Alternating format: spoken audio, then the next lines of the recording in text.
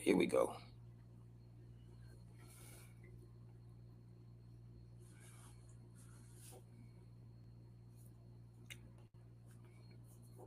We are live. We are live. We are live. We are live.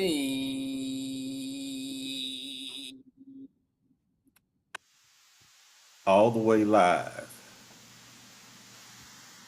Live on Facebook, live on YouTube, live on Instagram, live on Twitch, live on TikTok.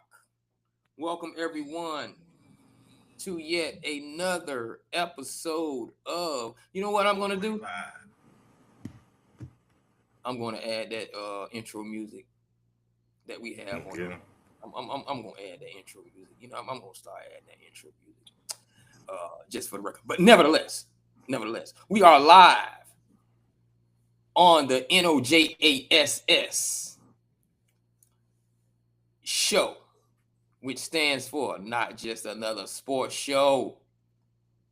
Again, I am your pilot, and I also have my man with me, Tank. Welcome, Tank, and tell the people hello. Hello, everybody. How's everybody feeling out there this evening? And how you feeling, KD? That's what's up. That's what's up.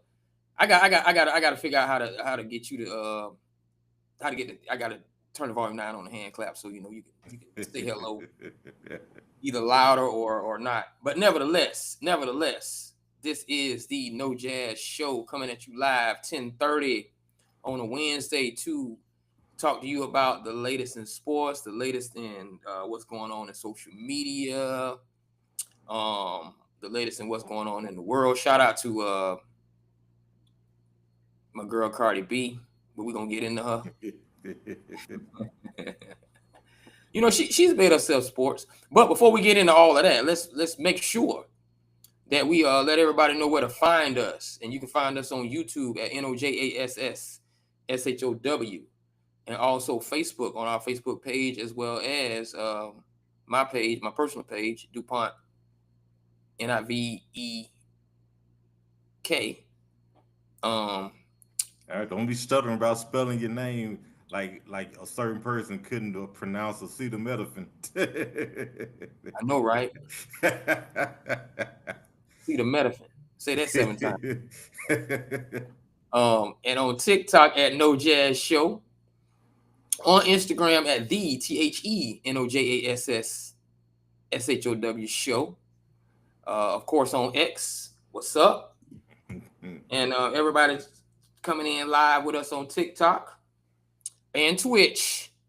For which, what you know what? See, Tank said he doesn't know a thing about Twitch. He don't even know how it works. But guess what? To my Twitch branding people, I want y'all to recognize the fact that my man Tank has on his Twitch branding purple or plum. So he representing Twitch, right? You know what I'm saying? Because I know he ain't representing the Vikings. He's also representing our purple 98% uploading signal, because we are almost at 100% upload on this live as well. So, week 3 of the NFL. A lot of people. Wait, how many people 3-0? Let me find out. We're not going to even guess. 4. Okay. We're not going to even guess. I know who's not close to 3-0. Them Giants. I'm on 3 in fantasy, so I need to be talking about myself too, you know. But let's ring a bell for them. We got the Bills 3-0 after week 3. We have the Chargers 3-0 after week 3. We have no one in the AFC North, and the Colts round out the AFC at 3-0. Yeah. And then in the NFC, we of course probably have the Eagles at 3-0, the 49ers at 3-0. These are some familiar names. Hold on. For my hometown people, guess who's the last 3-0 right here we got? Hold on. I just want to get it. Well, that was a joke. My bad. Not a joke. The Tampa Bay Buccaneers are 3-0. Representing the NFC South. Shout out to everyone and all those teams.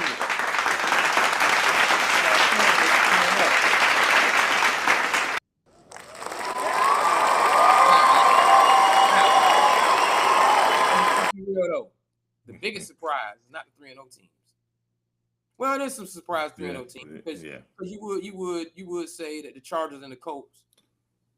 The Colts are definitely a surprise. Colts are definitely a surprise. And the Chargers probably the biggest surprise at 3-0. What do you see? What do you see? I mean, what is this?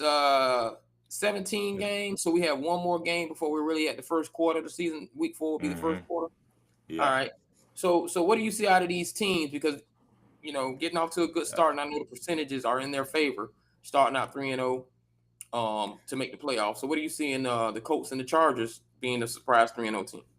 The Colts are a surprise, period. And even more surprising just because of who they invested in is the fact that they're 3-0 and it's with Dave Brown, is with Daniel Jones. Because it was expected that Richardson would probably be the starting quarterback. Correct. But, and that wasn't saying much for either one of them. But he's faltered. And to see that they're 3-0 and this past game was their first game that they punted. They hadn't punted on any possession in their previous 2 games, which in itself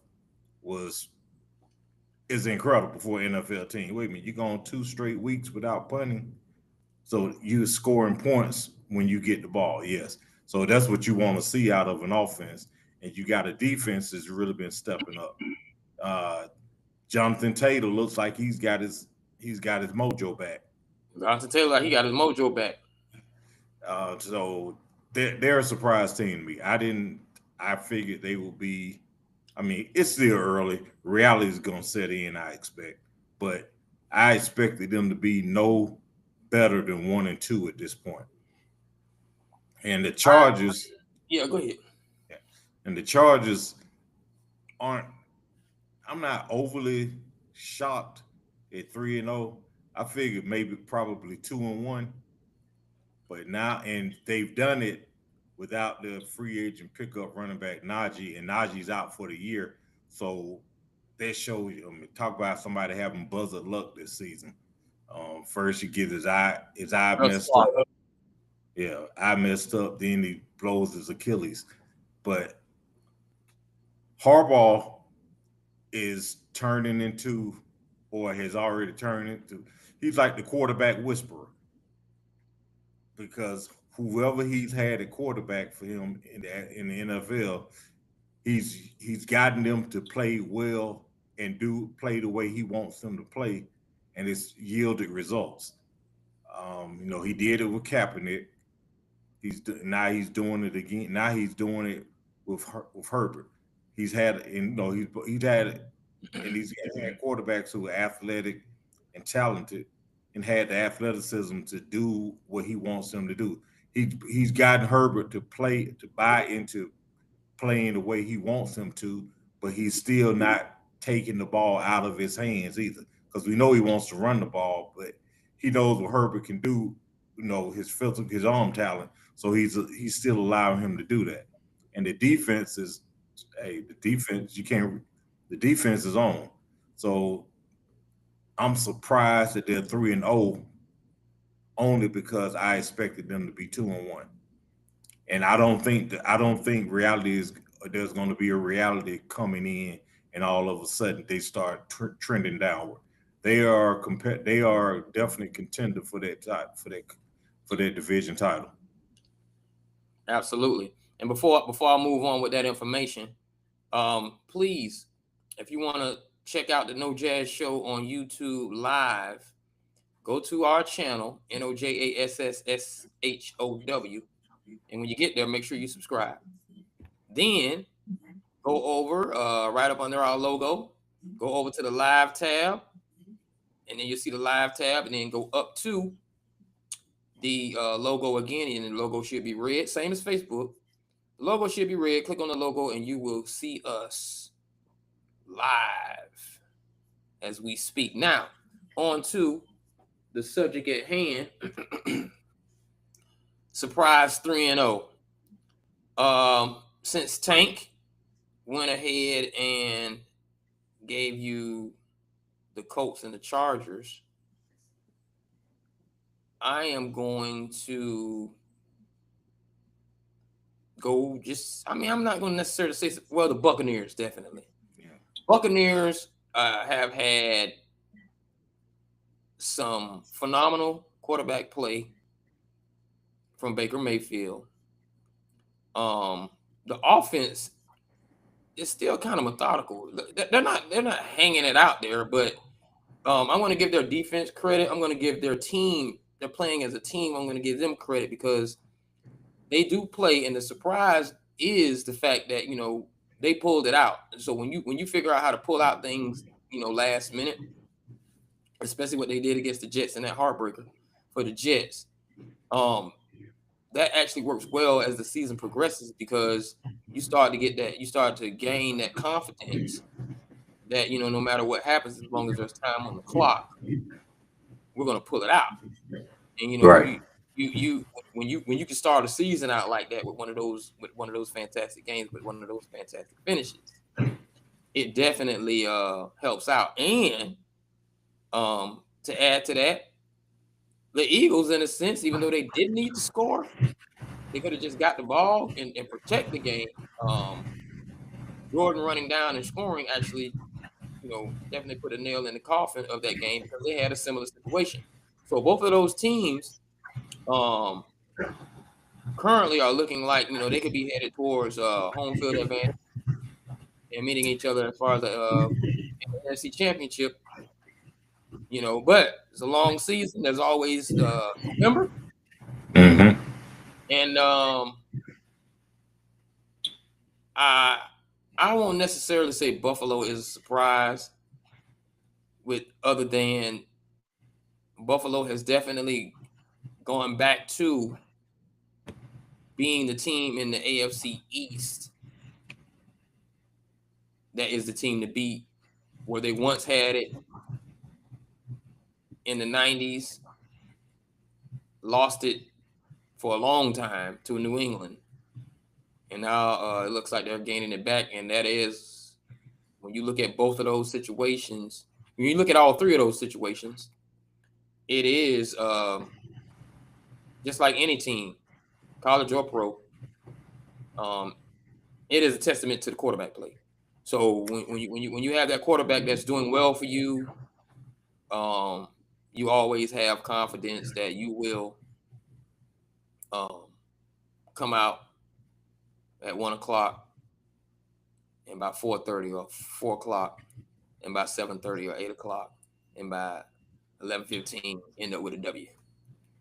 Yeah, and the thing you mentioned, Buffalo, the thing that's really impressive is Josh Allen now has the most touchdowns of any quarterback and wins of any quarterback at this point in their career. He's got 209 touchdowns. I think it was 209. He's got more touchdowns at this point in his career than any quarterback has ever had.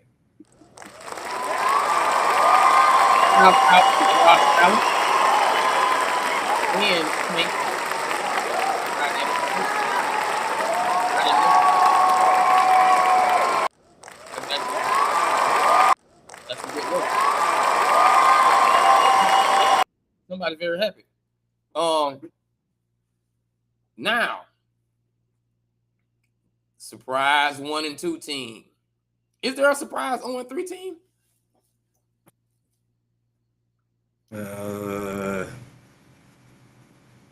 Yes, Kansas City. What? No, Kansas City just won. I'm not sure about 0-3, but there's some surprise 1-2 teams. I'm going to say this. Um, I have a surprise 0-3 team. I really do. I'm going to say the Texans. I really feel like with their defense, with their coaching, with the consistency that they've had, and the caliber of quarterback that they have, it's very surprising that they haven't won a game this year. You know, CJ Stroud, D'Amico Ryan, and the unit that they have, it's very surprising that they are sitting at a goose egg to me at 0-3. That is surprising. But what were you about to say?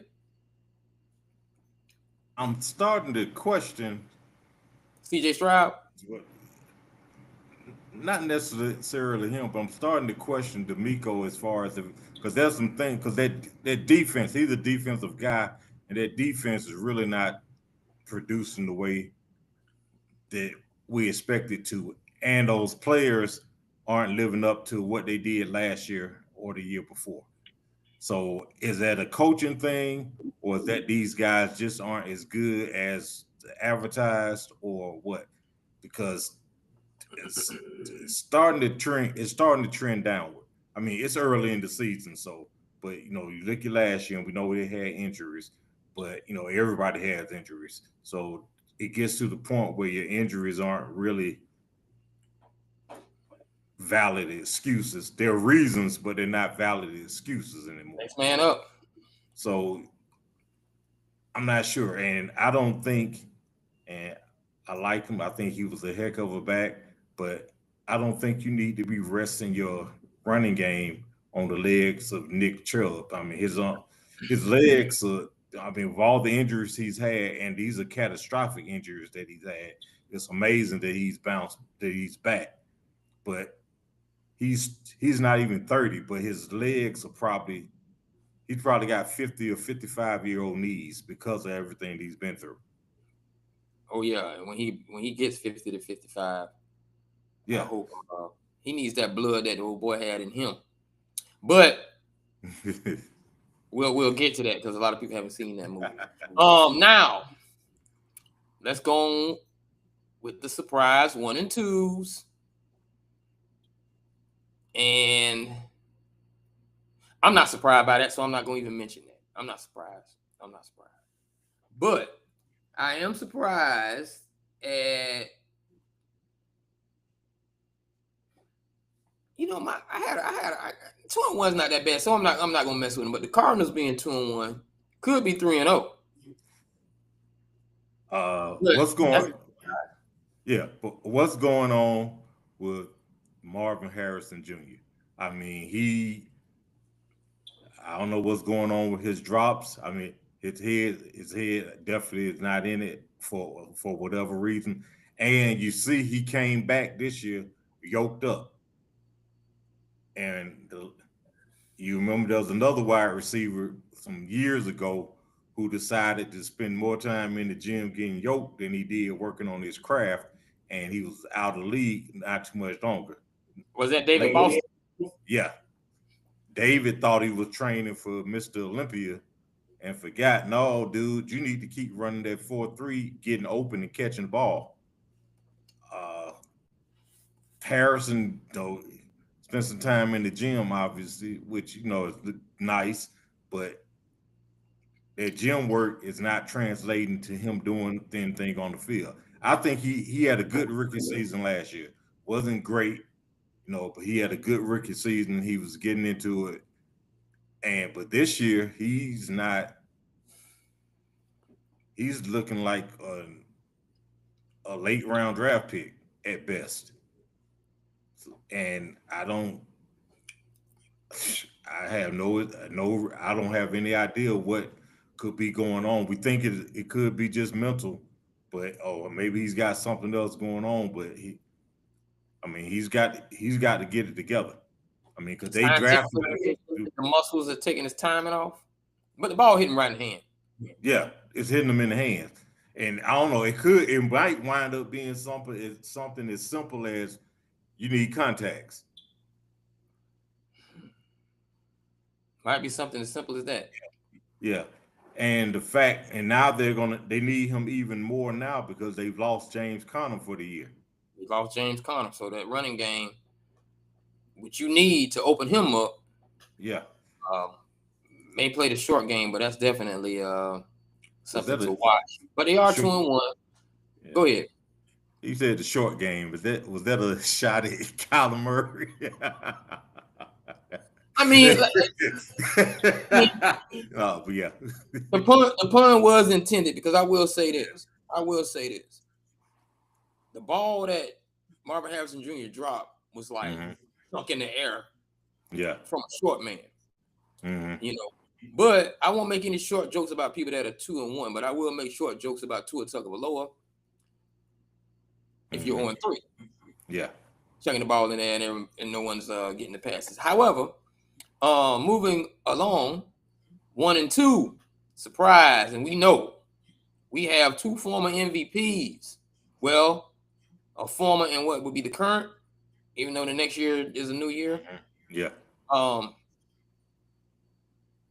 No, they're 2 former because Josh Allen won it last year. Yeah. 2 former.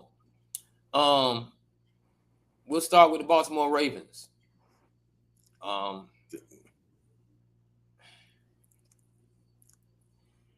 ahead. You know. You already know. Other than that one game, they're not looking very, very Raven-like. Derrick Henry 3 fumbles in a row. That's unlike him. And he needs to get that corrected because he could definitely wind up getting inside his head and start taking away from what he does best. Because if he's thinking about, okay, I need to cover the ball up with both hands now. If he's doing that, he's not going to be able to stiff arm you. If he's doing that and concentrating on that as opposed to just running, it's going to impact his effectiveness because he knows now everybody's coming after him to try to strip the ball. That's what they're doing because he's fumbled once, okay. No, fumbled twice, okay. He's coughing it up. 3 times, oh man, he'll give it up. Let's go after that ball. So that is really shocking. And also, Zay Flowers had one game where he was looking like a first-round pick, and this past game, I don't know, he wasn't utilized as much. And the thing about Lamar, I think Lamar is getting to the point where, Lamar has developed and shown that he's a quarterback. When I say he's a quarterback, I mean he can beat you with his arms. He hasn't done it. He didn't do it this past week or the other, but he's very accurate. He generally makes good decisions, and he can beat you with his legs, of course, when needed, with the exception of this past week when they had put the spy on him. But I think there's some things that I think that team as a whole has gotten a case of the yips, an early case of the yips. They're in their head and they're going to go back, and what's going to be to their detriment is if the coach, the team, everyone starts wondering, man, what's wrong with us? What, instead of just working through it, thinking, okay, we need to change this, we need to change that, because look at our record, and going into panic mode after 3 games, and because they feel as though they're the most talented team in the roster in the league, and they also feel like I know they feel like this is our year to get to the Super Bowl or to win the Super Bowl, because we don't know about next year. What Derrick Henry's going to do. I think he's going to be just fine, but they need to get it together quickly this year because my boys are 2-1, and they're 2 games behind. Things can happen like last year, but you don't want to be trying to catch up after 3 weeks into the season already. 2 games behind. Not just your point. The Bengals too.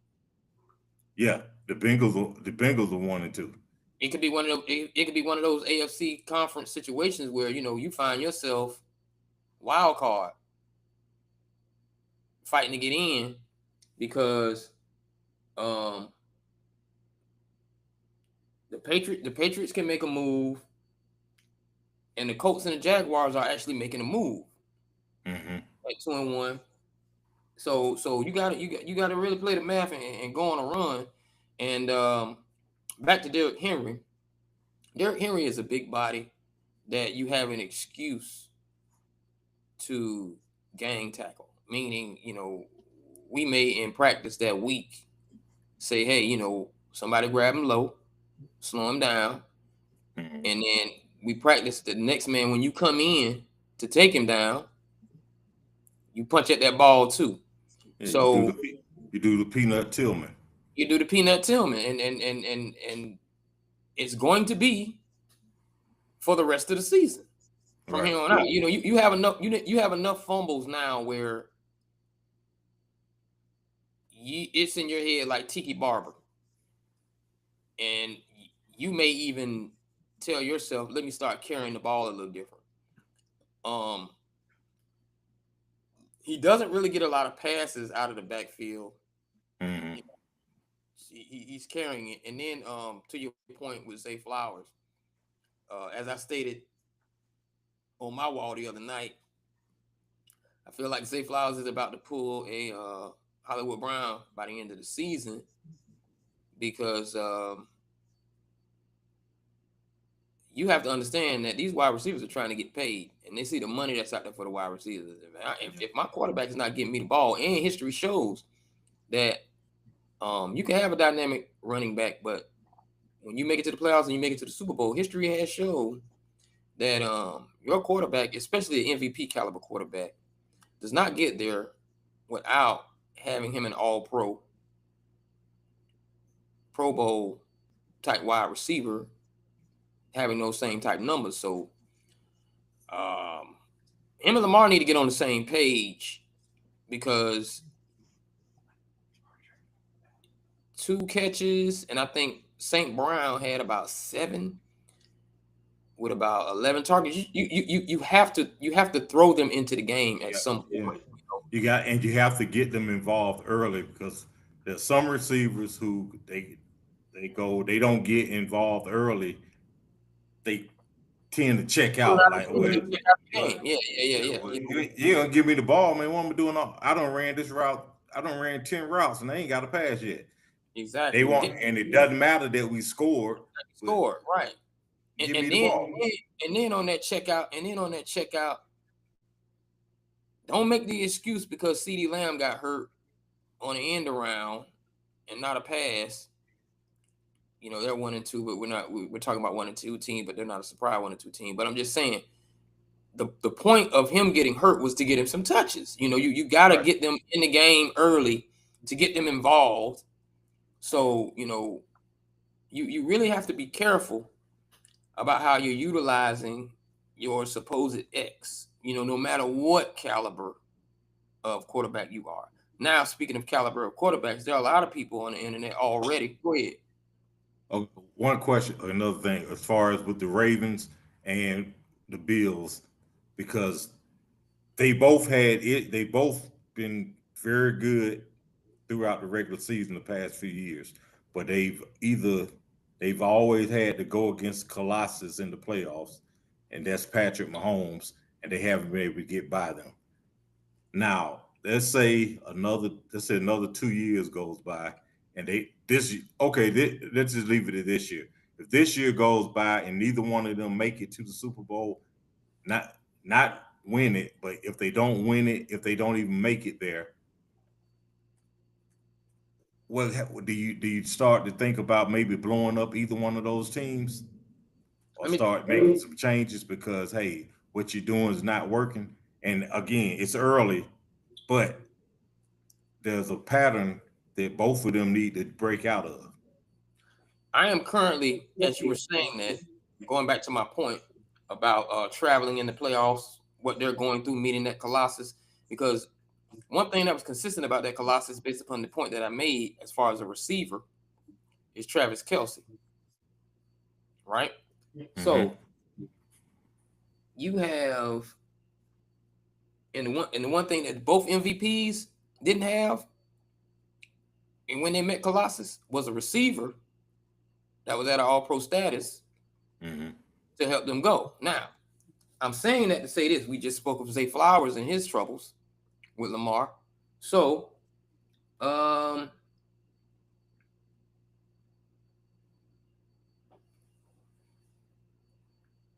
me see. Yeah. Keon Coleman is way down the list as well. So yeah.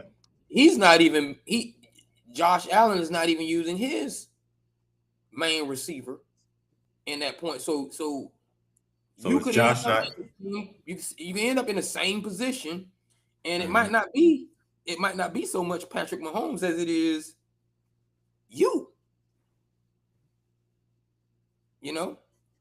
Yeah. Now, do you think it looks like to me Allen and Lamar. Yeah. To me, like Josh Allen, it's not, I don't think it's that he's not using Keon. I think Keon is not using himself and not using Josh, getting open, because he doesn't really separate. He's not a burner. He gets his separation coming out of breaks. He has to do that. He's not just blowing by your number one corner.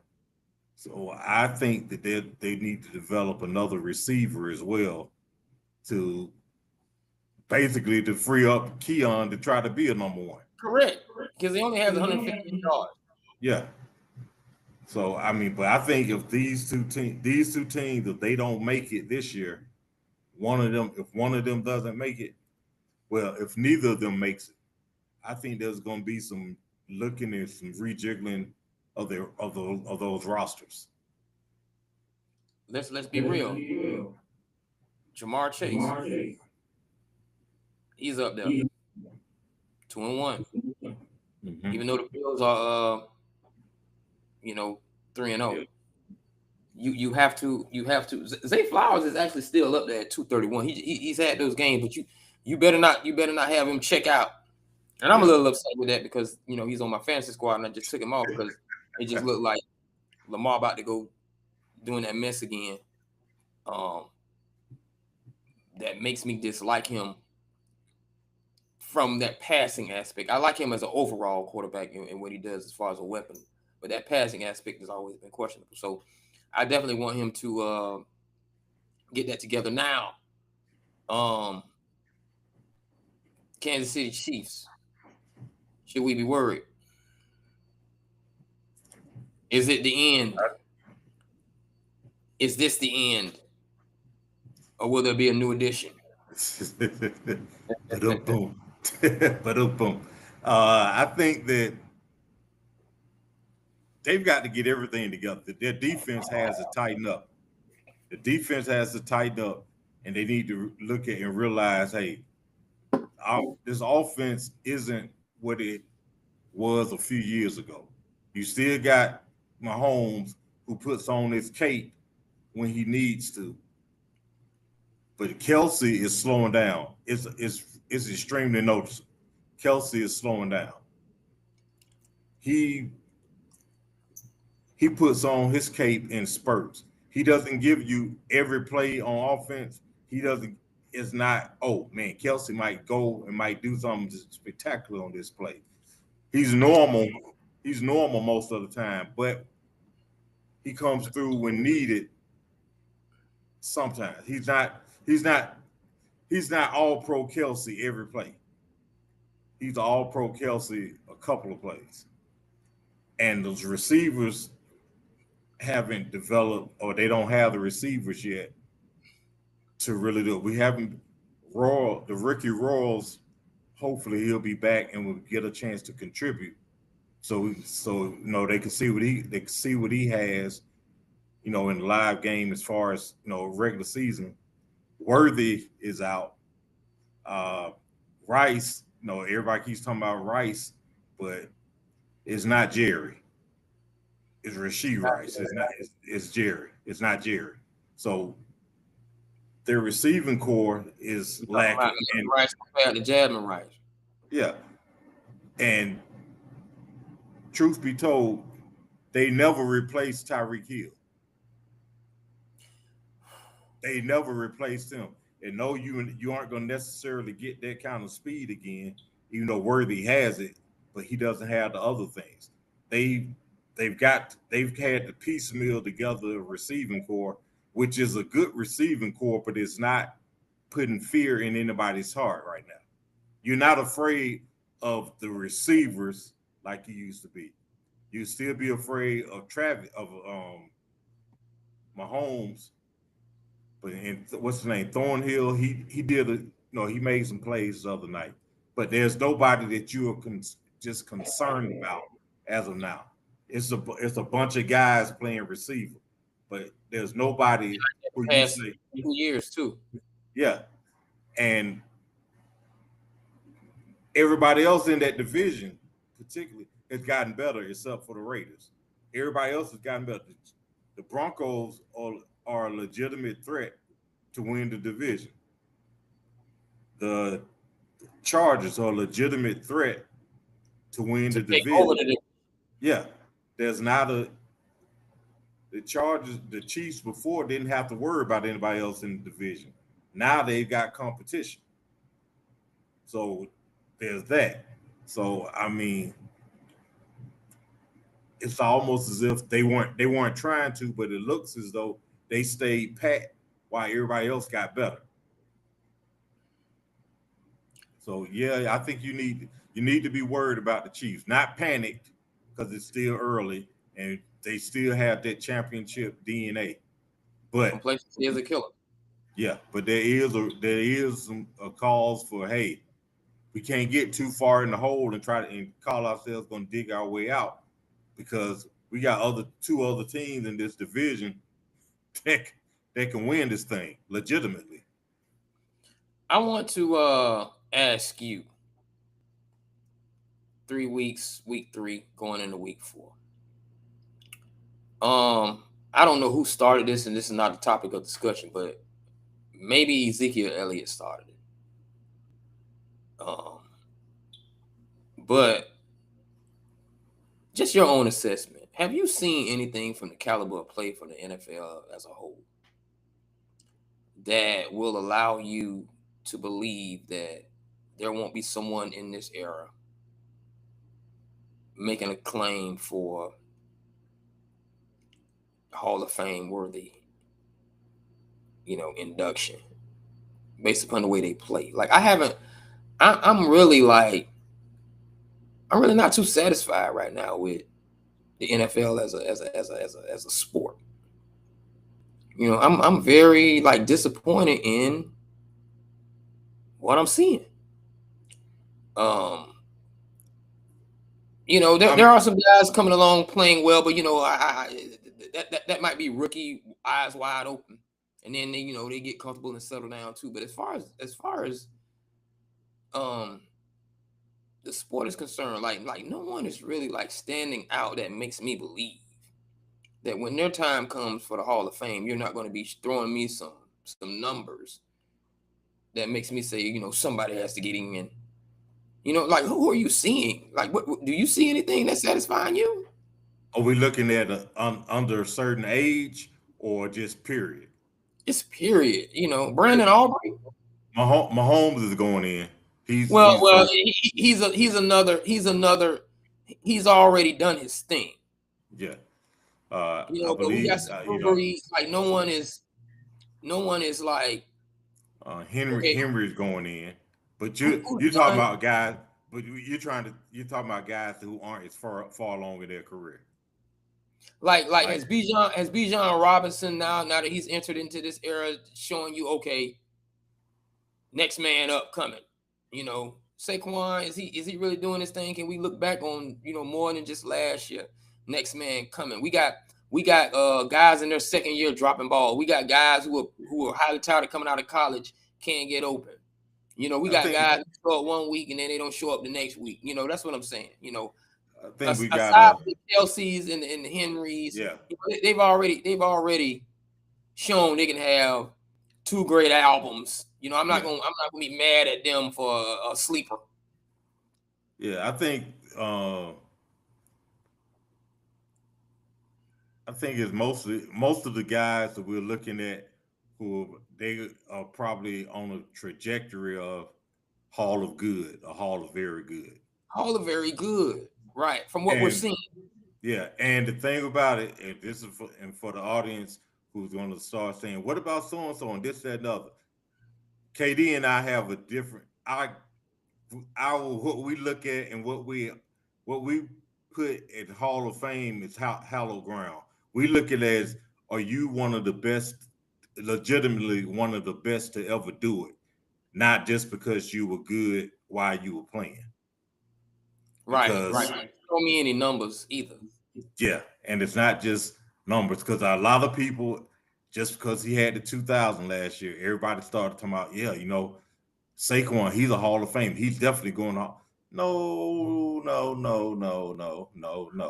He is a good back. Because I don't like to use the word great, because I think it's overly used in sports. Everybody's great all of a sudden. But as far as an athlete, his physical ability or whatnot, he's great in that aspect. Last year, he was great. But I think he's been a good running back. I don't think he hasn't been consistently great. He's had some injuries, but he hasn't been consistently great. And his numbers, combined with his age, are not, if you want to go by numbers, they're not lining up to be, oh man, if you look at his numbers, you got to put him in there because he did this and he did that. He could wind up being one of those guys who hangs around and it keeps giving you decent numbers, and you put him in there because he's a compiler. Man, I don't think he's going to be around long enough to be one of those type of players. And I take that back too. Not Ezekiel Elliott, Odell Beckham. Like these people. He's not a Hall of Fame either. Yeah, you got a lot of players who've done some great things in a compact period of time, and it's hyperbolized by the media. Mm-hmm. And then you start saying, "Oh, well, look at what he did in this little compact area." And then I compare that compact area to someone who did it in a compact area, and they had back-to-back Super Bowls. Terrell Davis, 2,000 yards. So then I say, no, even in that little compact area of time that you did do something great, wasn't that great? You know, I saw a stat that had Derrick Henry, even though you just said he's going to the Hall of Fame, he's still about 2,000 carries below with no championships. Mm-hmm. Emmett had like 4,000 carries, you know, over 13 years or something. It's kind of crazy. So I'm just asking myself, you know, like is the NFL giving us a product to where when we look back on this era, of course, if you grew up with this guy, you're going to argue on his behalf, and we're going to be super old and gray, you know, and look like we're really hating on a young guy. But as far as 3 weeks, like I'm not even seeing a coach. Yeah, what we're looking for is sustained excellence. Sustained excellence over multiple years. No matter who I play. Yeah, and you don't really have that. You have some teams that are like good every year or whatnot, but I mean, is there anyone on the Eagles that you look at and say, hey, he's definitely going to be in the Hall of Fame one day? There isn't for me. There are guys who are going to be Hall of Very Good, and I think that it's going to help and hurts, but I don't see him as an Hall of Famer other than if he compiles some more championships. And that's really what it's going to be. Hurts is going to end up, because Hurts remains Hurts. He's consistently been who he is. Yeah. And you look at his production and his numbers, and it looks like, oh, why are you hating on Hurts? The thing is, Hurts amongst his peers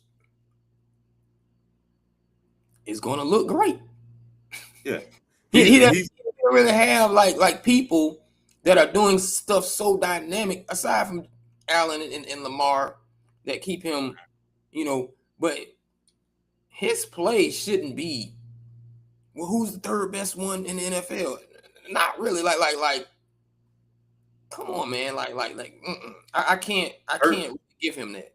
He's gonna go down as he continues on this pace. He's gonna go down as a winner, and he did doing everything that they asked of him to do for what they need in order to win. And I would never ever fault him for that. And I will always look at if he has multiple rings. When I say multiple, I'm not talking about if he has 3 rings and you see that there was winning seasons all the while he was there.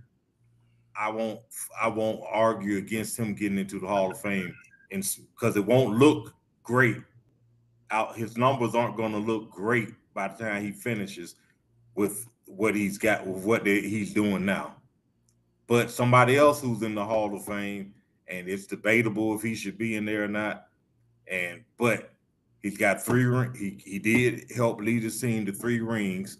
His stats, even for his era, are pedestrian at the very best.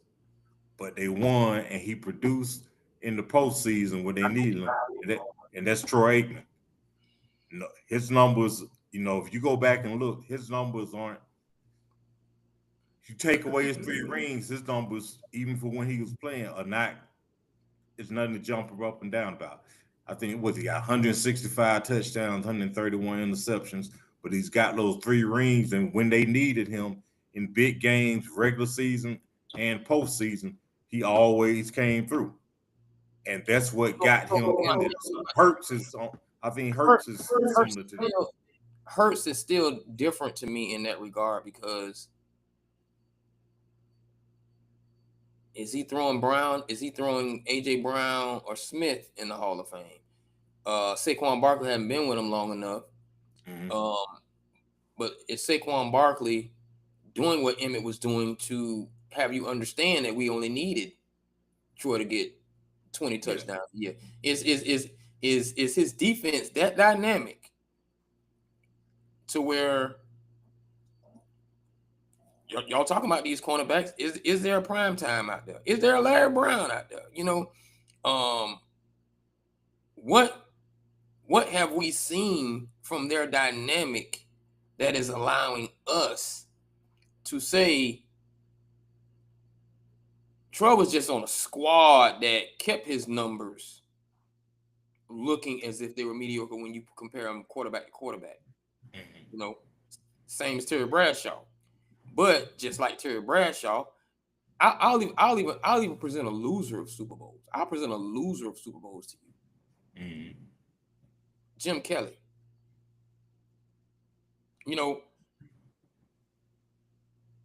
Is anybody sticking out? I guess maybe Saquon, but Saquon still ain't Thurman. Saquon still ain't Andre. Them guys still ain't Andre Reed and James Lofton. Like you Josh Allen's on that pace. I understand. Well, I'm talking about like when you have a dynamic team. Like Josh Allen still is not. Josh Allen is still in a John Elway type era where he's the only one on the team. But the argument for team dynamic and you're playing around a team would definitely be Jim Kelly to Terry Bradshaw to Jalen Hurts, where your team dynamic is just so good, you're going to get wins under your belt. But in doing so, where is anybody doing anything to the level of dynamics that make me say, yeah, you should go in, but also look at who you had.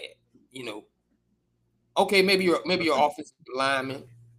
Yeah, I think there's some linemen offensive linemen that might wind up going in, and just some defensive linemen that might end up going in. I think there's some unsung, maybe some unsung guys who might wind up going in eventually.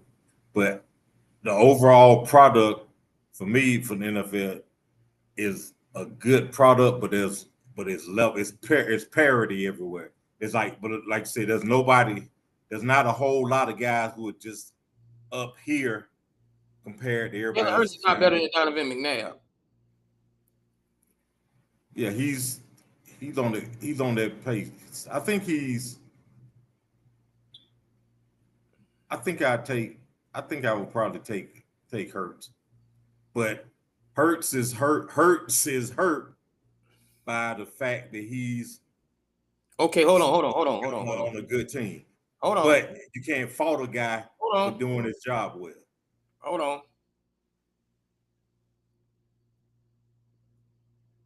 I got Randall Cunningham, Donovan McNabb, and Jalen Hurts in the draft right now.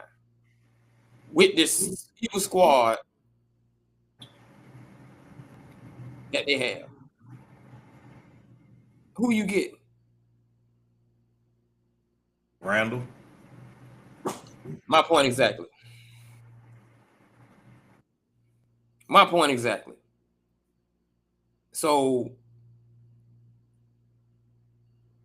his dynamic is not shaking up what's going on outside of it to when you say, okay, you have pedestrian numbers like Troy. You know, your leadership and your pedestrian numbers still don't have me going out there saying, look at Swan, look at Stallworth, look at Franco Harris, look at me. Like, I don't. Yeah, I think it's a position with Hurts, and I think Hurts is a very good quarterback. I'm not saying. Yeah.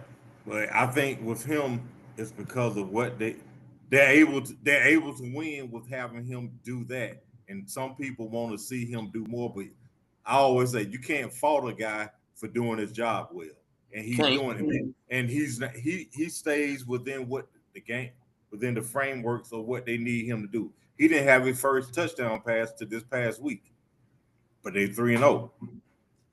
People are gonna bring up the tush push when his career is over. If he has like 70 or 80 rushing touchdowns, and he has 70 rushing touchdowns, and 69 of them, 69 of them come from the tush push. Hey, but did you stop it? You knew it was coming, and you never stopped it. I don't like the tush push. PTSD. Yeah, but I would love to see it out of the game. But until that happens, or if it happens, he's excellent at doing it. Basically, and it's not even a quarterback sneak. Everybody knows what's coming. They don't stop it. You can't fault them. Well, this is not about. Hey, this is not about us. Let me know what y'all think in the chat. You know, it's a point of reference that's come up a lot. Yeah. And just so we don't lose the context, it was, you know, what is the NFL really showing you as a product, you know, thus far? Whereas when you look at this era of the new guys coming in and the guys that are in their third year, fourth year, whatever, we know the guys that are solidified. Are they really showing you anything that would make you say, can we write the history of the NFL without including your name? Yeah, and right now, looking at these guys who got under 10 years in, if they retired now or retire in the next couple of years, would you look in 10 years from now, would you look back and say, man, so-and-so sure was, he was a mug. Oh, man, I tell you, it was nothing like watching.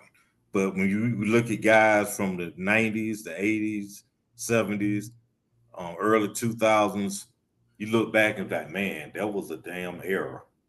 We had some dogs.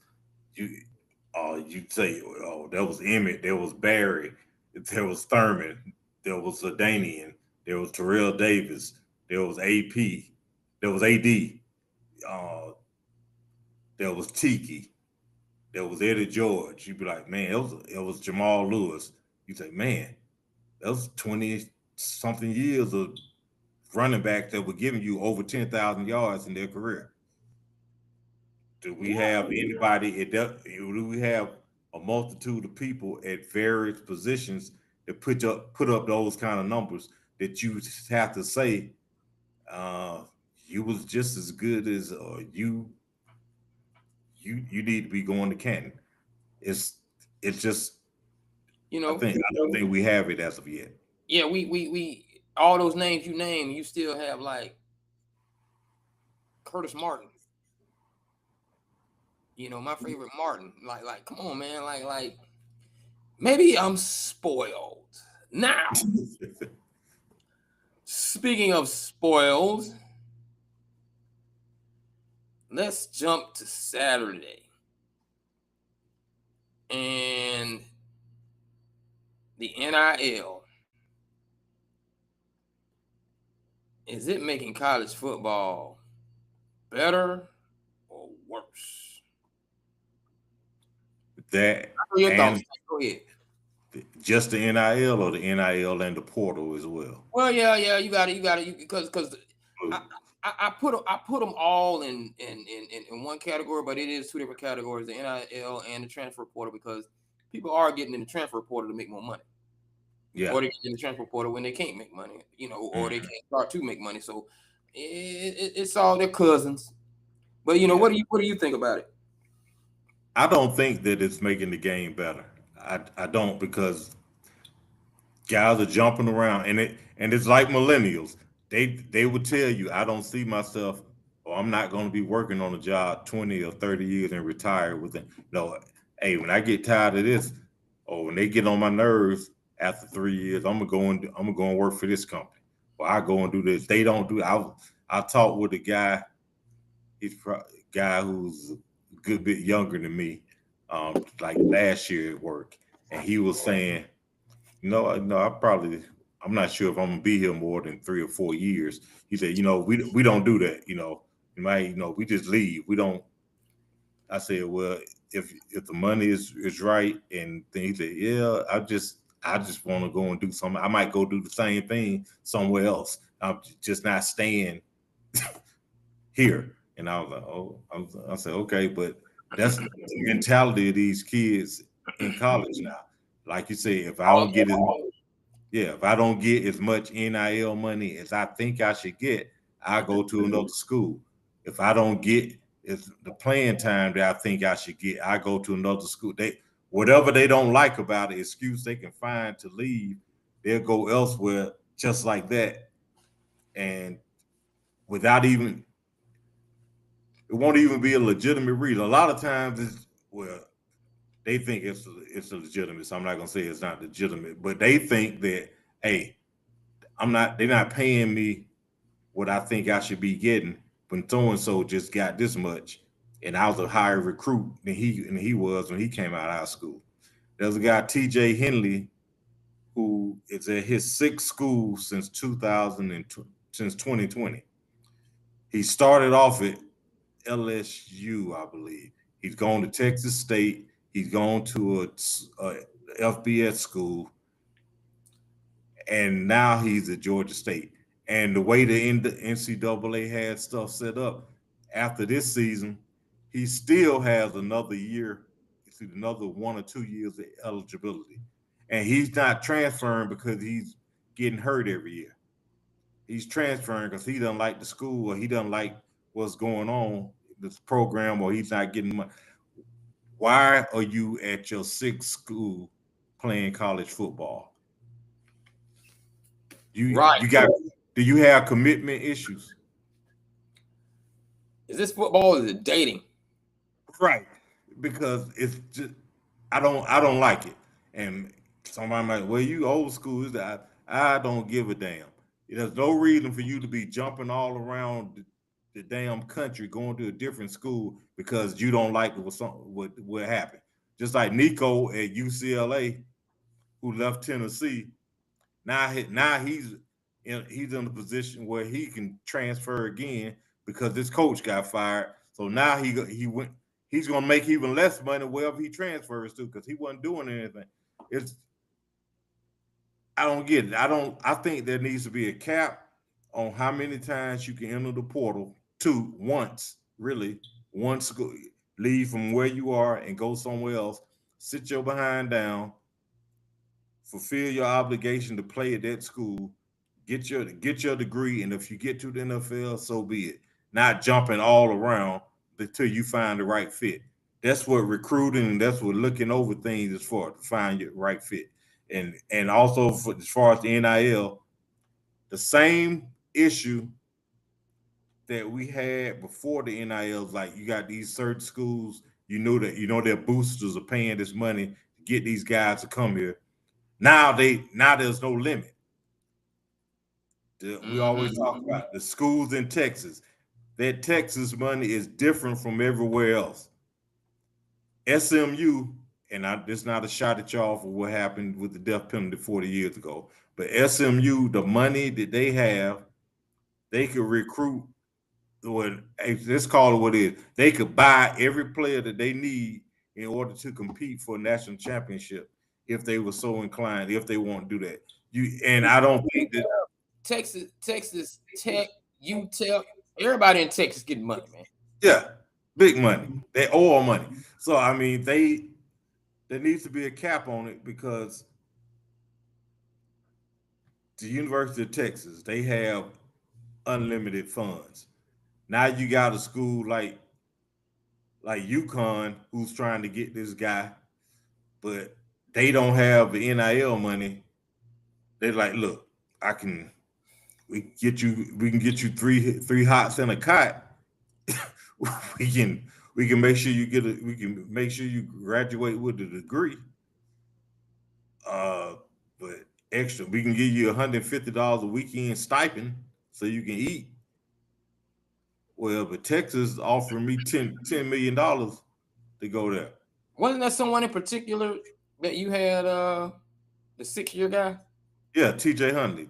That's all. Okay, okay. You did mention TJ Huntley. It doesn't make sense to be able to just jump all around and for unlimited money to go, because some schools don't have NIL money, and like Colorado doesn't have it. And that, Deion, he's got issues with the NIL as far as in the portal because, it's hurting him now. But I mean, how would they used to say it? Back in, if you go back a while in history, when you invading villages, they say you're graping and pillaging. That's what that's what's going on now. They're coming in with the money. You can call the dude and say, hey, well, I heard you was thinking about entering the portal. Hey, this is what we got for you over here. Why don't you come on over here? So THC is not making any money. THC stands for, the hot Colorado. They hate Colorado, whatever the case may be. But THC is not making any money in Colorado to help Deion out. Come on, y'all. All them crops y'all growing. Mm-hmm. I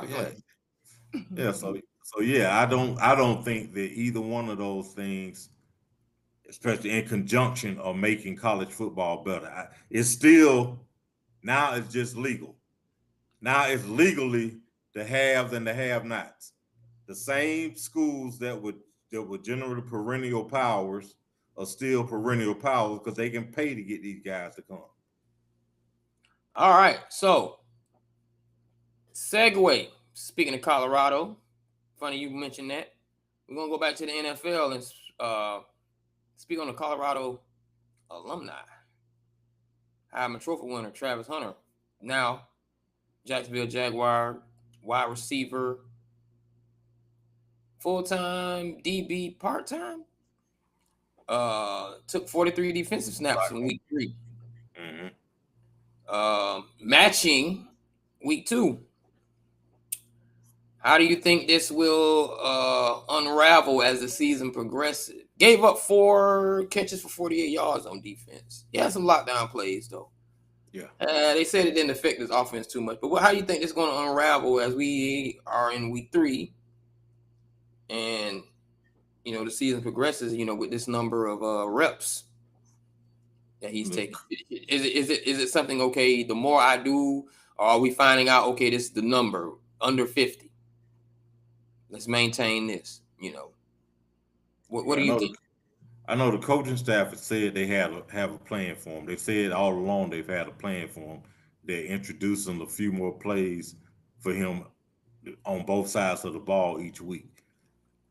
I think they've got to find his sweet spot. But first and foremost, he's a rookie. So he's got to learn the NFL game for him on both sides of the ball. He's got to learn the NFL game, and he's also got to learn the playbook and realize. And it's not just you got the playbook; you've had it all summer, so you should know it. But they tweak it throughout the season.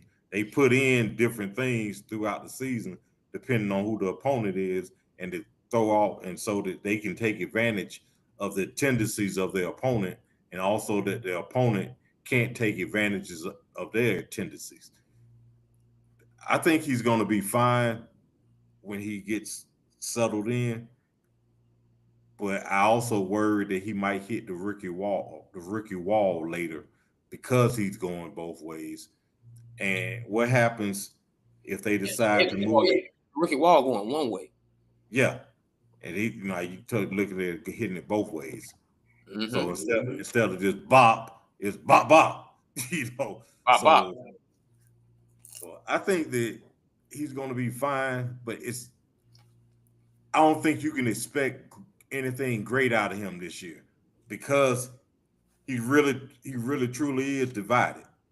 There's only so much work he can get on each side of the ball during practice. So, and he's got to his quarterback has got to start utilizing him more as well because he's getting like one pass a game. Another game he gets 2. I think he got 4 passes this week for like a handful of yards. And that's also something that might be affecting him if he's spending too much time on defense. Yeah. That might excuse the reps you're not getting in practice to get the targets you need as the weeks progress, per se. Yeah. So I don't know, but I'm pretty sure Jacksonville knows, unless they are, dead set on having him perform and do something electrifying to solidify a possible rookie of the year. Yeah, and I think that also, but they don't give away rookie of the year like that to one guy. They give away offensive and defensive, right? Yeah, and some people are gonna want to see him get both of them because what he did in college, he should do it in the pros. But the thing is, I don't know. He's got to get utilized more, and he's put on a little weight, but he's a small guy. So is he going to be able to handle that physicality? Because like you talked about before, okay, if he's on offense, I'm going to tell my defense to get physical with him. And if he's on defense, you didn't see that episode. I'm gonna start running them deep. I'm gonna run all the energy out of him. Absolutely. Okay, you're not throwing the ball at him.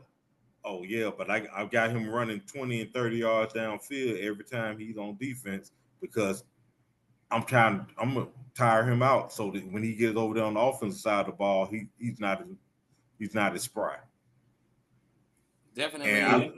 And because of what they gave up for him and all of the hype around him, people are expecting him to be great and put up great numbers this year. And he might end up having mediocre, what they would call mediocre numbers. Maybe he ends up with 500 and some yards receiving and 3 touchdowns and maybe 2 picks on defense. And I said, man, they gave all that up for that, but it'll be what he was doing on those plays where he wasn't involved. Was he shutting down the receiver? Was he shutting down that slot receiver? Was he running routes and getting separation even though he wasn't getting the ball? Was he hustling the whole time? So it's going to be interesting to watch him the rest of this season and in future years. Now, before we get into our twin segment, do you have a twin? Yep. All right. Before we get into our twin segment, I want to run across something because we kind of spoke on this last week from a college perspective with Deshaun. But those Atlanta Falcons, he put up a nothing, no score, and in the week also, Young Ho 2. Young Ho is out the door. That Young Ho gone. Well, the young Ho now in New York with them YNs. You know, that's like the youngest team. That's the youngest team in the NFL who are now entering the Jackson Dart era, and we may get into that, but they're just going to be like 27 at wide receiver, 24 at wide receiver, 22, 23 at running back, and like 21, 22 with Jackson Dart at. So they're going to be young. So that Young Ho, he in New York with them now. But my point was still going back to Atlanta.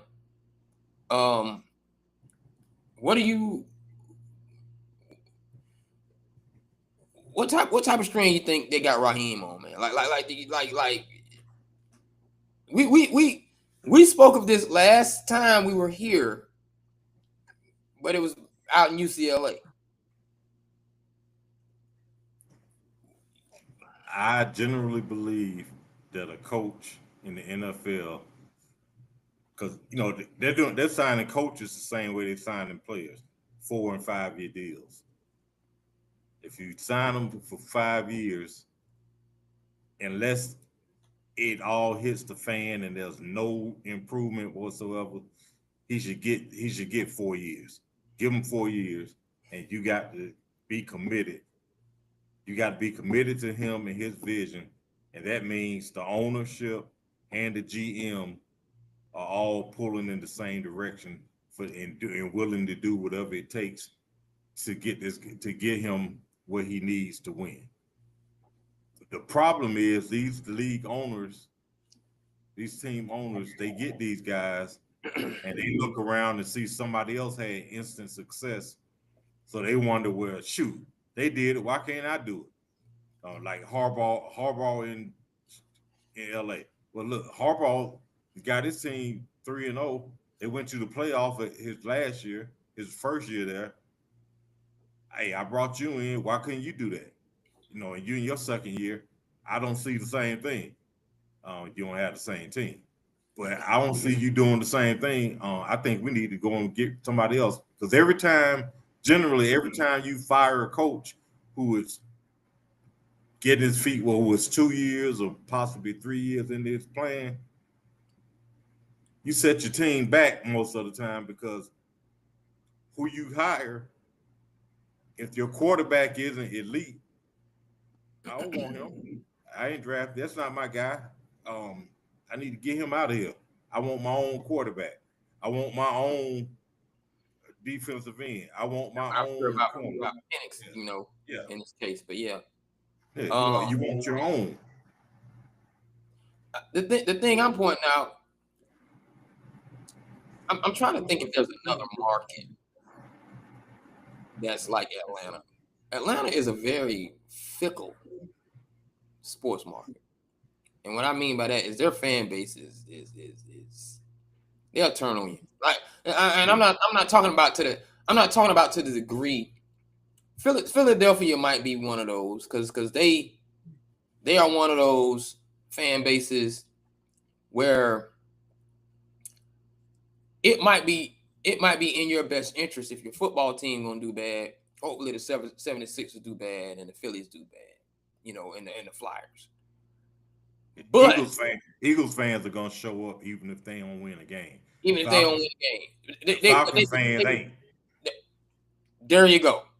Falcons fans are, well, the Hawks over here winning, so we're gonna take our popcorn money to the Hawks. And why aren't y'all winning? Get rid of him, you know. Don't let the Braves be doing good. You know, and football is one of that area where all three sports in the Atlanta market, you can start seeing that happen, that residue, that stink, because basketball start, you know, there's that area. We're at that area right now, right? Well, no, November. It'll be basketball, football, and baseball. Well, October. It'll be basketball, football, and baseball at the same time.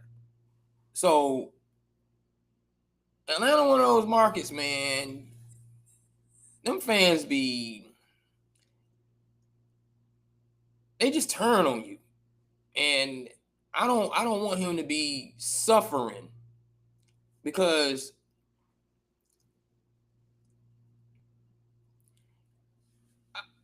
Arthur Blank doesn't wear the same Kevlar as Jerry Jones. Them bullets get at him a little bit. He's not, you know, he only, what's the other one? Tyvek. He don't wear that protective coating like the noise bothers him to a degree. You know, he's not one to not allow fans to alter his decision making. You know, I don't care what you say. I don't care how you taxpaying. You can threaten me all you want. You know, we as Dallas fans, we argue at Jared till he blue in the face, and he actually does. He blue sometimes, but he's not listening. But Arthur Blank, yeah, and also I think what factors into that with Blank, at his age now, he's like, hey, I have fewer summers left. I want to win a championship before I check out. And he's pressing, and it's some other owners that are, you know, up there, and they know their mortality is creeping up. Even Jerry, if he thinking like that, can still look back on some good old days. Yeah, but you know, you don't want to look back, or you're on your deathbed, and you know, I enjoyed owning this team and this one, but I would have been nice to win the championship. And I think that's what happens with him and other owners who are up there in their platinum years, and they haven't ever won a championship. They start pressing. Their patience is short, because look, man, y'all might be putting my initials on a sticker on the back of the helmet next season. I need to win championship. Right. Yeah, but I don't think that they need to make a move with Raheem yet, unless you know, at the end of this year. I don't think they need to, unless you can see that he's truly lost the team. When the team is no longer responding and aren't playing hard for the coach, that's when you know the coach has lost the team and it's time to go. That's when you know. And I don't think that's happening, even though that 30-0 score to Carolina might have you thinking otherwise. Ooh, you walking out of there with a that was crazy, man. Yeah, it's that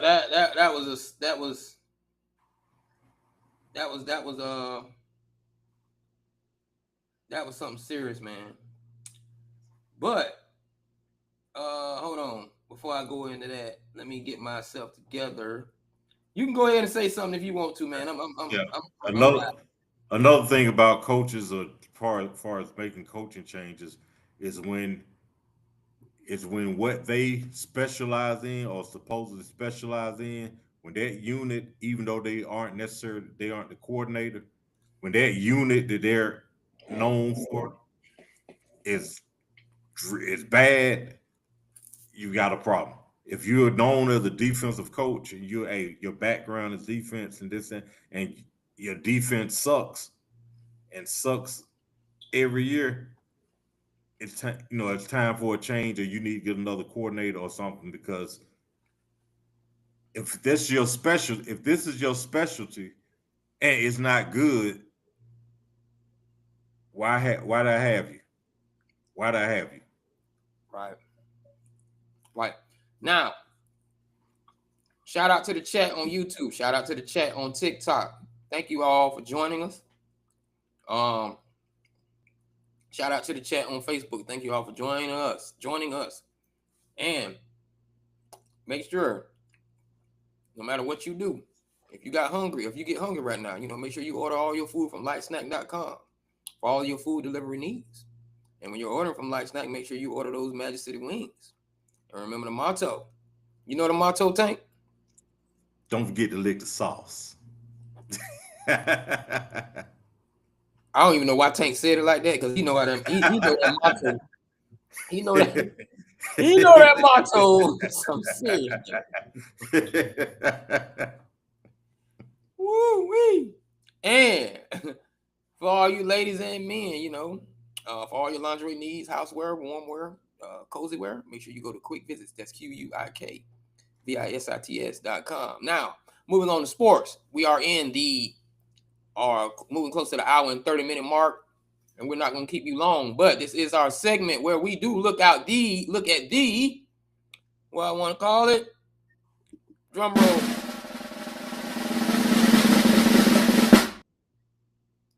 This week's Impact name, affectionately known as Twin. If you want to use that N as notable, it can be notable as well. But I'm going to let Tank go first because we might have the same guy. I just want to see who he compared him to if we have the same guy. So I'm all right. Tank's this week's Impact notable is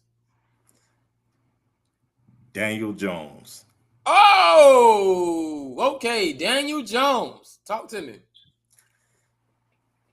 He's only thrown 3 touchdown passes. Oh, so somebody would say, what? He's averaging 1 touchdown a week. But he's also thrown 0 interceptions. He's also got his team 3-0. He's also playing better than he's ever played when he was in New York after 7 years. First round draft pick. I called him a bust many a time. And I'm not saying he's out of busting them yet because it's only been 3 games. But this far, he's playing the best football that he's played in his NFL career at this point. He's been consistent each week. Again, he had his offense. They scored on the first 10 possessions of the season. They didn't punt until this last game. He's using his running game. He's distributing the ball equally. He's making smart decisions. He's not making dumb mistakes. You're not looking at him wondering what the hell's going on. Well, I guess you are. Now you looking at him saying, what the hell's going on? Why couldn't he do this in New York? And that's why a lot of times this situation is coaching, it's the culture, and it's someone figuring out what you can do well and capitalizing on that and de-emphasizing things that you don't do well. Again, it's only 3 weeks. And this section, this twin section is based on what you've been doing. It's not something, it doesn't go down as your whole career. This is how we see you. It's how we see you at this moment and taking into consideration what he did this week. Now, for those of you who don't know this twin section, we look back at a guy, generally somebody who played someone who played in the league, but might not have been a star, but was consistent and had they shared some of the same traits and characteristics. This particular guy did a little more than probably the rest of the twins that we're going to have for the rest of this year. But his twin, meaning they share the same type of DNA. Correct. Stick with me now. It's Jim Plunkett. And the reason, Okay. the reason why I make the contrast between these two is because Daniel Jones did really nothing in his first 7 years as a first round pick. Okay. He didn't do anything. He had one winning season and 1 year where he was mediocre, and it parlayed into a new contract, $40 million a year contract, because he did the barest of the minimalists, and they paid him. Jim Plunkett had some injuries, but the bottom line is he stunk for his first 7 years in the league. He's a first round pick. He stunk. He got to the Raiders, rode the bench the first year. After that, he led that team to 2 Super Bowls, and he changed the narrative of his career and what he was and wasn't, because he got to a new organization. They utilized what he could do best, and it paid off for him. So that's my contrast. That's the DNA I'm talking about, because he's in a new system after having been bad. Jones and Plunkett both could have been career backups after they got traded, but they both wound up being starters. One has 2 Super Bowls because of that. Another, Daniel Jones, has got his team who shouldn't be 3-0, but now they're 3-0, and he's looking like, hey, he might wind up being the quarterback of the present and the future, and Anthony Richardson might be up out of here. Absolutely. At the end of the season. So that's who I picked, and that's why I picked him. And before y'all start coming in any of these chats saying, man, he ain't got nothing on Jim Plunkett. It's the narrative of things that they went through their first 7 years, and how Plunkett turned things around, and how Jones right now, how he's been playing, is churning things around. Now, if they wind up going 3-14, hey, this is based on what he's been doing these past 3 games. I can't tell you what's going to happen next week. I can't tell you what's going. Yeah, I can't tell you what's going on. This week's. Right. Not this year's. Yeah. I don't even know what word TYIN spell. But so that's who I got. Yeah. Now I want to thank you all. I want to thank Tank for explaining that, because that's what Twin is. This week's Impact Notable, this week's Impact Name. The Twin is, we don't want to forget.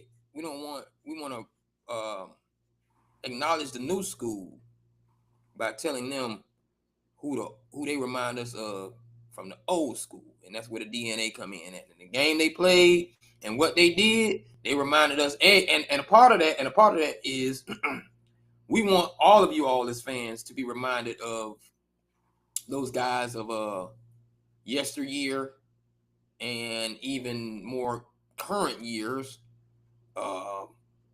impact players, but sometimes they don't get the NFL films credit that they deserve, and they don't get a whole lot of the accolades that some of the people that for whom you know of throughout history. Now, that's where Twin comes from. And before I move on with my Twin, make sure you all know that you can get your own Twin jersey for $38.95 in TikTok Shop, as well as a baseball jersey, because they are on sale in TikTok Shop. Go look for them. Those on you on Facebook, YouTube, all y'all.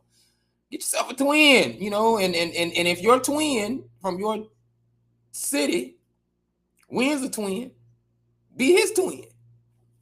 Women too. It's a unisex shirt. You be twins and twinettes. Yeah. Yeah. Twin. Now for my twin. Drum roll, please.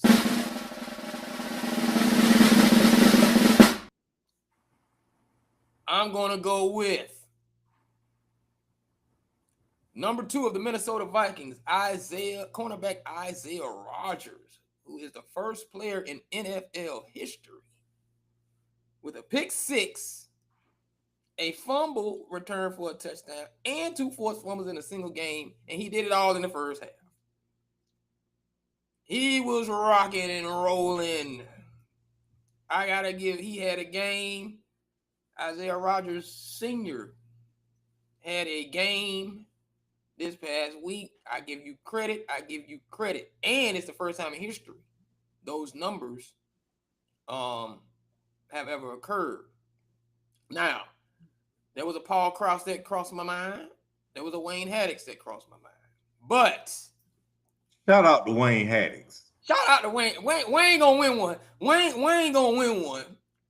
Wayne gonna win one. But he gonna end up a twin. Number 45, Tampa Bay Buccaneers. I think that was the number. But anyway, his twin is Mr. Hold on. I want to get him right. I got him right, but I want to give an accolade because no one done anything close to what Isaiah did. But I had to look for someone that did it close. Mr. Ken Houston of the Houston. I mean, yeah. Kenny Houston of the Houston Oilers. Yeah. Mm-hmm. Defensive back. He kind of was more, I want to say, free safety. Yeah. For his years, but I made him the twin because actually he set a single season record with 4 interceptions, 1 fumble recovery. But in a game, he tied the record for most interceptions returned for a touchdown in a single game. So that was like the most impactful game before Isaiah Rodgers. So my twins, this week's impact name is going to be Isaiah of the Minnesota Vikings, and his DNA twin is Ken Houston of the Houston Oilers. I want to give a shout out to all 4 of those players. James Jones, Tim Plunkett, the great Plunkett.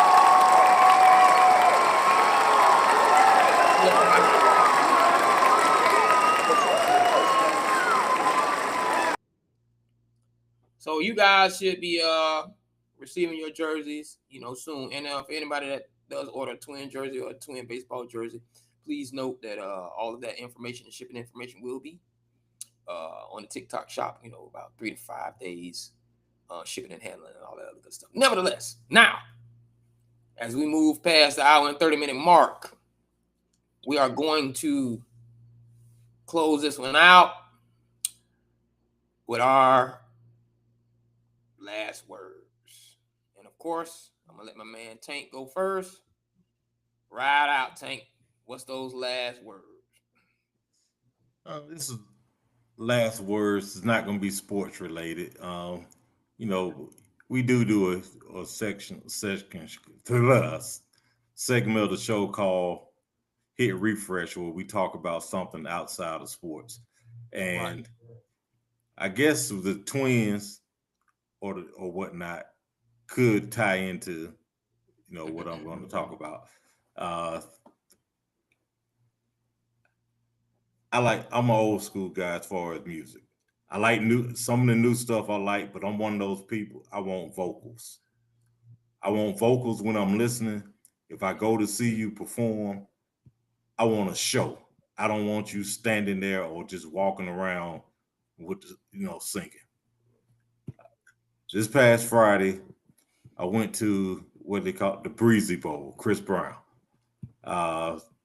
Opening acts were Bryson Tiller. Didn't care for him, didn't like it. He could have stayed home, or I could have stayed home while he was on stage. Summer Walker, she could have stayed home, or I could have stayed home while she was on stage. No, voice wasn't bad, but her performance and lack of stage presence didn't do anything for me. Nevertheless, okay, so what I'm getting at, Chris Brown, some people have said that he was the closest thing performance-wise that we've had since Michael Jackson.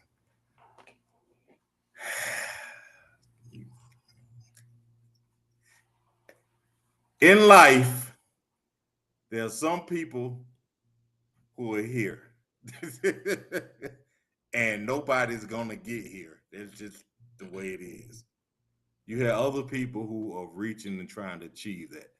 Uh, so Chris Brown's not a vocalist, okay? He's not. He's not. He's not. He's an entertainer. He can carry a tune, but he's not.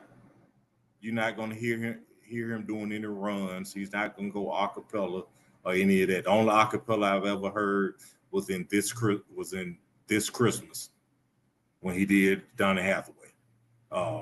So anyway, and it wasn't Donny Hathaway. Right. So he's what I did. These are the things I didn't like about. He didn't have any backup singers, which when I go to a concert, I want the whole live experience. He didn't have a band. He was singing to tracks. And some people are gonna say, man, it's hard to sing when you jumping all around and this, that, and other. Mike did it. Bobby Brown did it. Hammer did it.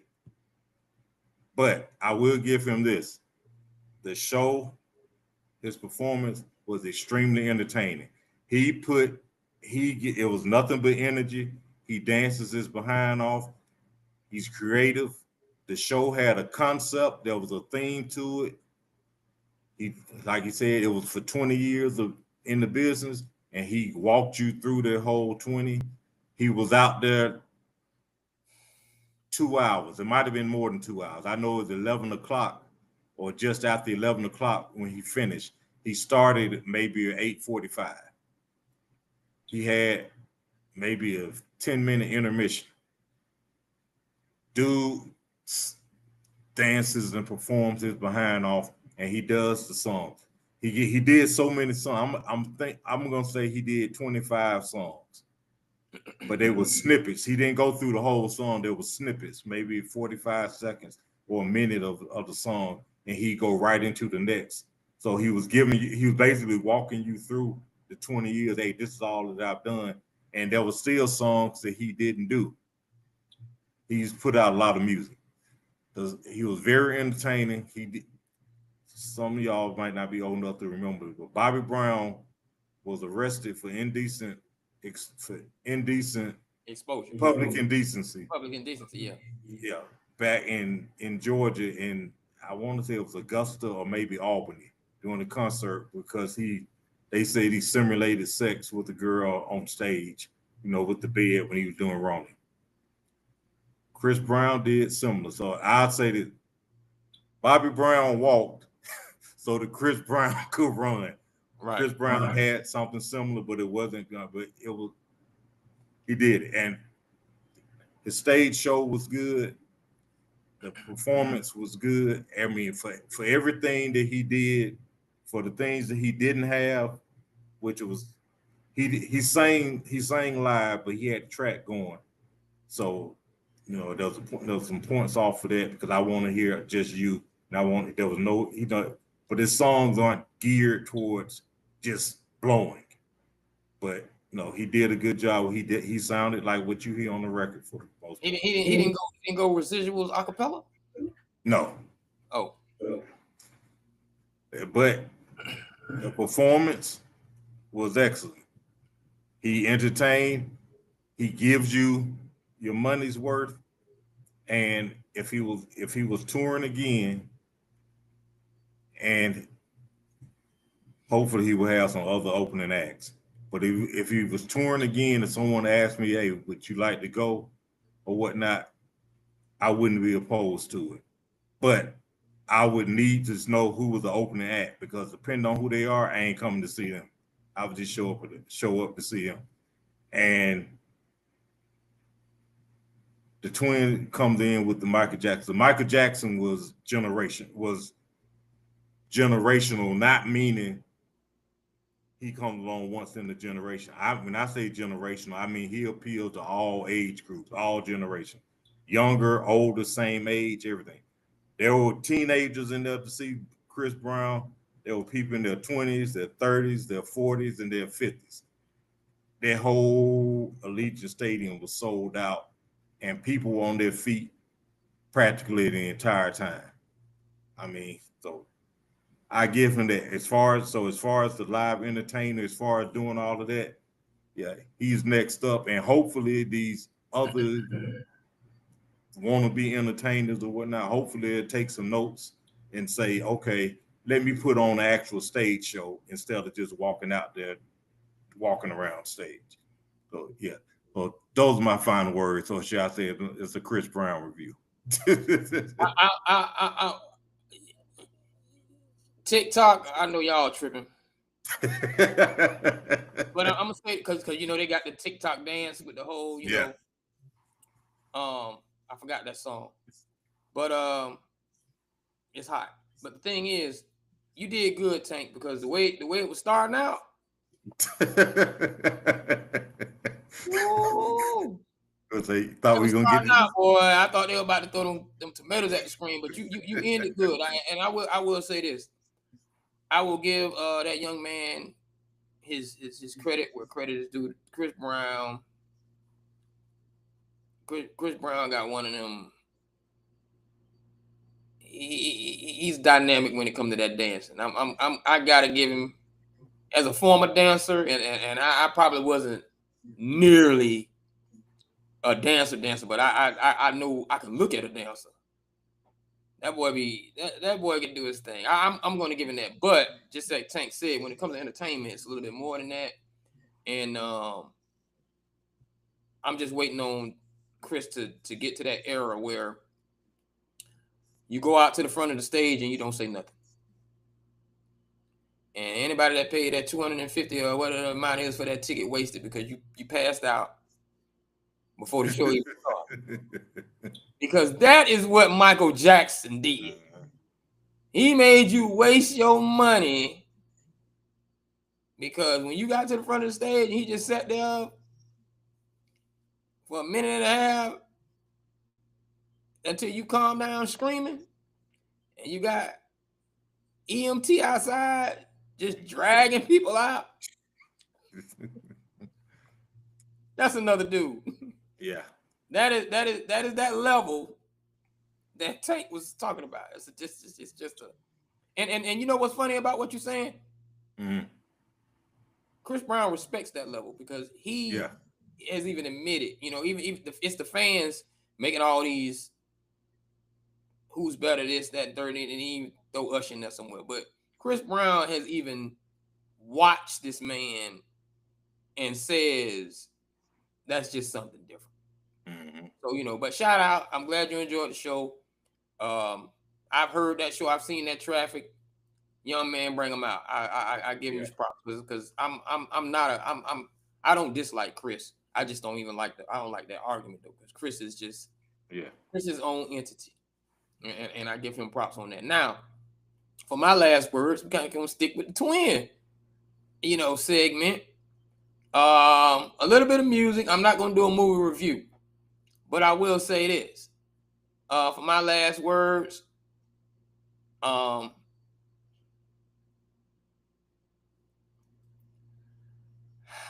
see where you're coming from, but don't waste the beats. You know, you got 25 tracks, Cardi B. You threw some Janet in there. That's the funny thing. That's the funny thing about what you're saying. She threw some Janet in there, and it hugged us a little bit. She threw some old school Houston in there, and it hugged us a little bit. But I'm not talking about Cardi B because my last words has nothing to do with Cardi B. I'm just going off the twin factor. But I do understand, and I acknowledge you on that album. I acknowledge you for what you did with that album. To grace all those generations. Even though the stuff you saying sometimes, it is what it is. You know, it's kind of ratchet. But you did allow the beats and the hip hop of it all. You paid homage and you embrace both generations, and that is what we like to do. On No Jazz, you know, with our twins, you know, with parenting in general. And that's why I wanted to bring all of that into the movie Him. Because Him is based on being the GOAT. And I'm not going to tell you the plot line of it, but it was something to behold. The way the story showed you how youthful greatness and the era before you has different outlooks on what it takes to be great. It has different outlooks on the sacrifices it takes to be great. Now, I will say Peele did a hell of a job on taking what started out good and just making it crazy dumb by the time it ended. That's why I'm not doing a movie review. But I do commend him.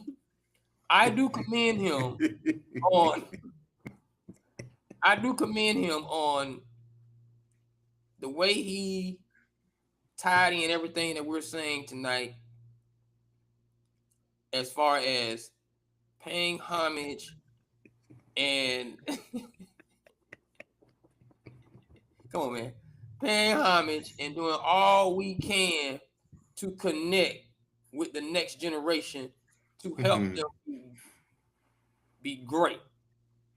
Now, what we can't do with this generation is hate and try to take their youth away from them, because there's a part in that does that too. You know,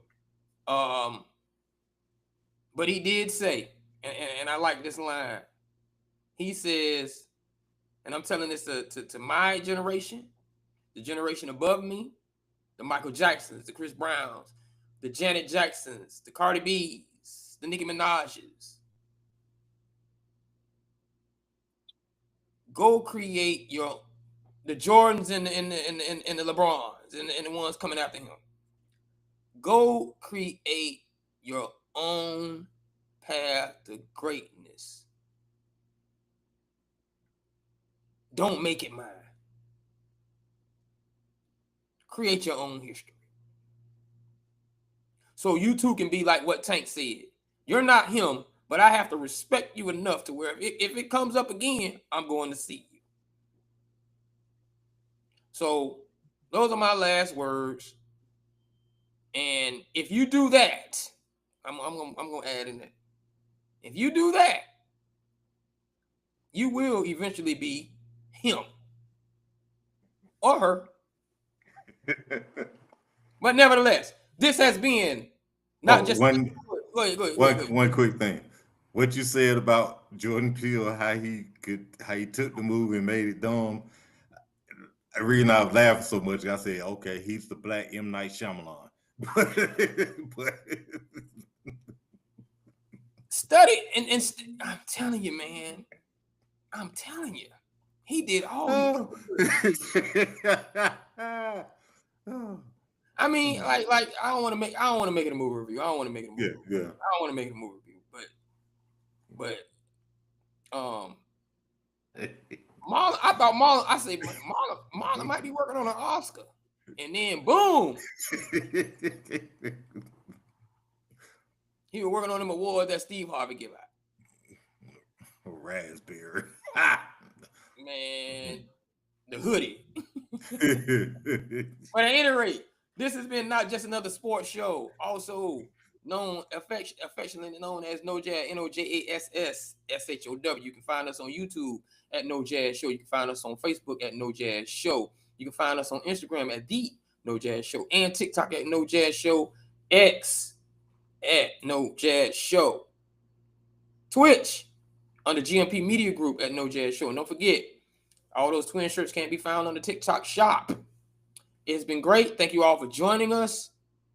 And look for the live segments on YouTube. And this segment will be edited for you probably by Friday if you want to just catch the highlights of this segment.